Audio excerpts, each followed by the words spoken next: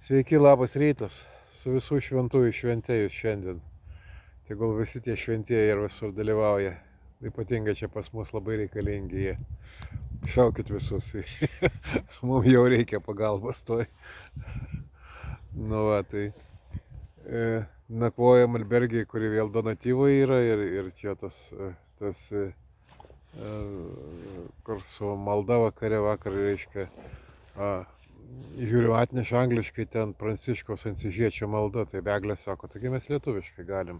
Nu, žinot, ratas tų piligrimų sėdi tenai, žinai, tai ir mes įsitraukiam telefonus ir lietuviškai pasimeldėm tą garsiai, reiškia, Pranciškaus Asyžiečio.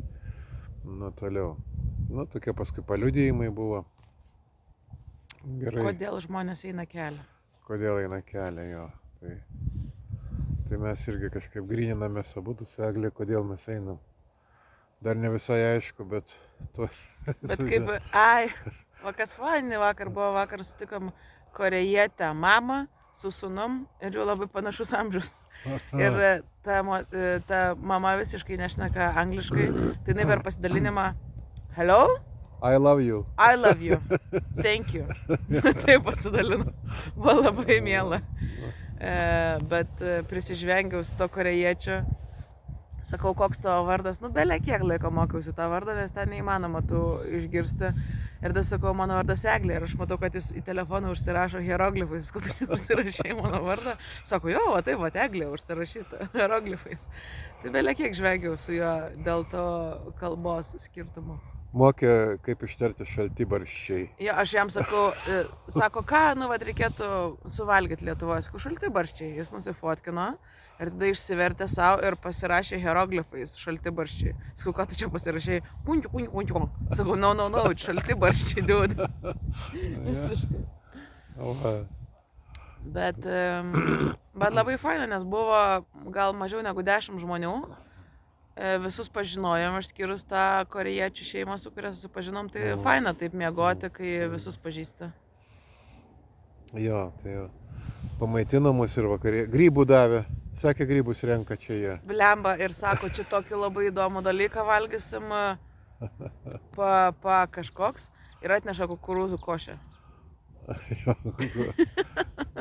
Palenkė, ne? Palenta.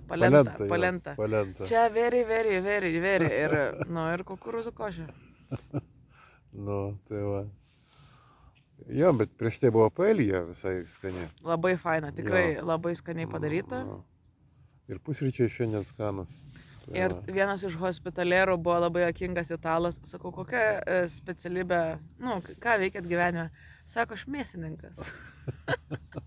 Na, kapoja mėsą. Sako, 35 metus kapojau mėsą. Bet sako, nieko nenužudžiau, aš tik tai kapoju.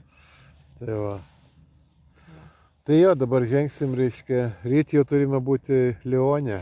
Žengti į Lioną. Jau pakiai. Jau pakiai. Ja, šiaip, buitis nuostabi čia yra, žinai, kelias yra sunkus, sudėtingas, kartais būna labai vadnikų kartais eiti tokiais takais, ne, tokie, jie palei kelią, tokie yra, tokie, tai, nu, bet čia taip kažkaip tai, vat, yra tie keliai, nu, čia, vat, matosi, ne, šalia, jo, tai ten mašina pravažiuoja ten į valandą viena. Eiktų, į 3 valandas viena, bet traktoriai važinėja, jo. Tai čia faktiškai, nežinau, jie prisiasfaltavę kelių yra, ten pilna, žinai, niekas jais nevažinėja. Čia vietinis, jeigu su kokia mašina nuvažiuoja gretimą kaimą, tai čia viskas yra. Nieko, nežinau, tokia nesiekia. Tai va. Sėdim dabar prieš Runkelių lauką. Visai kaip šalia Marijampolės. Žinai, tikrai runkeliai čia visur prisodinta yra. Kukurūzai ir runkeliai. Nuostabu. Tai va. Tėtis vakar kukurūzą rado. Jo, nusiskyniau kukurūzą, tai kukurūzų lauko. Virsim gal. Nu, gal. Nežinau. Nu va. Tai gerai, bičiuliai, rytinis reportažas baigtas, buvom kamino. Ate.